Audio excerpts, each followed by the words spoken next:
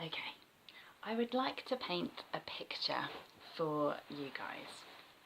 Imagine that your baby has woken you up 3 times in the night, 1 a.m, 3 a.m, and 5 a.m, and eventually you take them to bed with you because you're too tired to feed them in your nursing chair.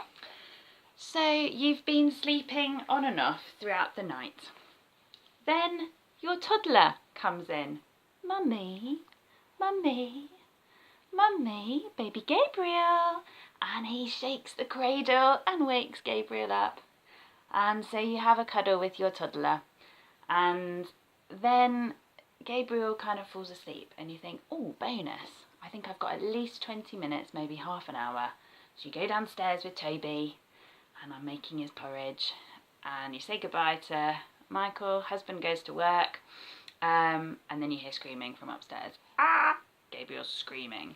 So you run upstairs, you pick him up, you're cuddling him, and then you realise you've left the porridge on downstairs, and Toby, your 2-year-old, is downstairs with the porridge. Oh no, the oven's on, the stove's on. Run downstairs. Toby's just reaching up to the oven where the fire is, and you go, Toby, don't touch that! And then he bursts into tears because you've told him off, and then you feel really bad because you told him off because you were worried about him hurting himself. Your porridge is now burnt, so you give him burnt porridge. Gabriel's calmed down, but you're still having to hold him, so you're dishing up your porridge with one hand, and this is all before 8 a.m. So your levels of stress are up here, and you've still got a whole day to go before your husband comes back, or like me, you might get a phone call going, oh, sorry, I'm running 10 minutes late, and this is at about 5:30, and you just go, ah, down the phone, because you've had a whole day of juggling and multitasking and trying to work out what your priorities are with these little ones. Stress, infant stress and parent stress. That is what I would like to think about in these videos. So the first one that I want to think about is baby stress, because newsflash, babies cry, and sometimes cry a lot. And when Gabriel came back from the hospital, there were a couple of nights when he woke up and he was quite colicky. He was more colicky than Toby, my 2-year-old, and he would just cry and cry and cry, and you had to bounce him. And he woke Toby up. So then Toby was kind of struggling, still getting used to Gabriel, and he would have to come into bed with us. And there were times when I'd have Toby in bed with me, Gabriel feeding, and poor Michael was on the sofa downstairs. Oh, little sickie. So it is really, really stressful, and their cries are designed to just get you right there. Like, it's an evolutionary response, and it's the only thing that they have to communicate with us. So that cry, particularly for a mum, just is the worst feeling ever. And when you're sleep deprived and tired and you're trying to juggle everything else as well, it's just unimaginably difficult when you're trying to comfort them. But what they need from us is sometimes what we just can't give them, which is emotional, responsive parenting. And the more tired we are and the more stressed we are, the harder it is for us to respond to their emotion and their distress. And so when they come out kicking and screaming into the world, think about where they've been, in a lovely, warm, contained space, all squished up.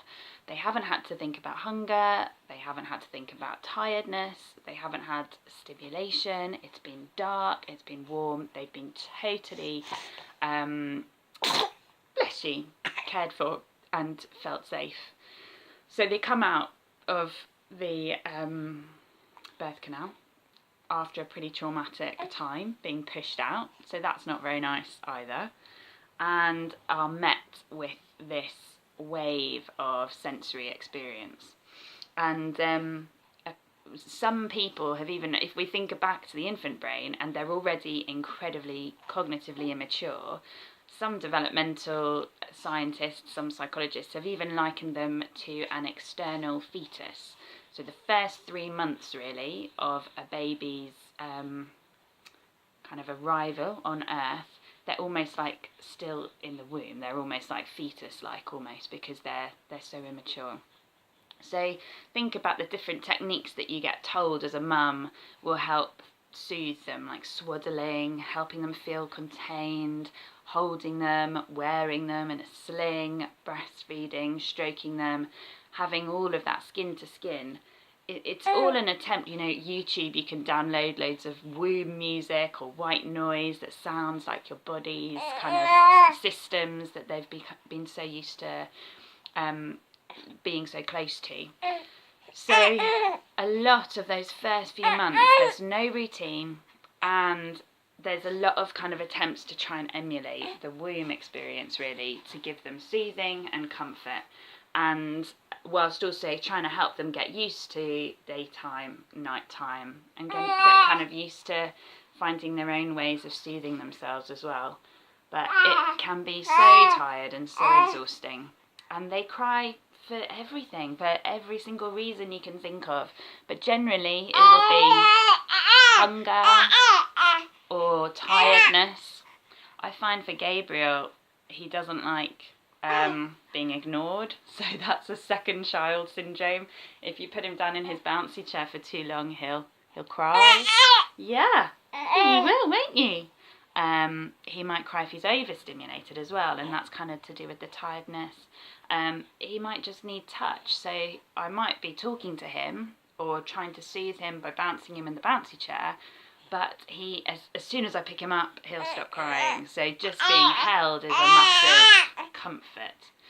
And what's going on there, which has a big impact on their development, is a whole load of hormones, chemical hormones reacting that impact on how their brain is hardwiring to help them feel safe, or to make them feel like they're even more vulnerable. So it either soothes them to help them feel like they're safe and secure and loved, or if their needs are not met, then that anxiety and that distress can exacerbate, and it can affect the hardwiring of their brain. You're really talking today, aren't you? You've got a lot to say. So, what happens is when they're distressed, 2 key hormones are released in the pituitary gland and the hypothalamus. These are noradrenaline and cortisol. And these hormones are kind of designed to help us in our fight or flight instinct. So they get the blood pumping, they get your heart rate beating faster,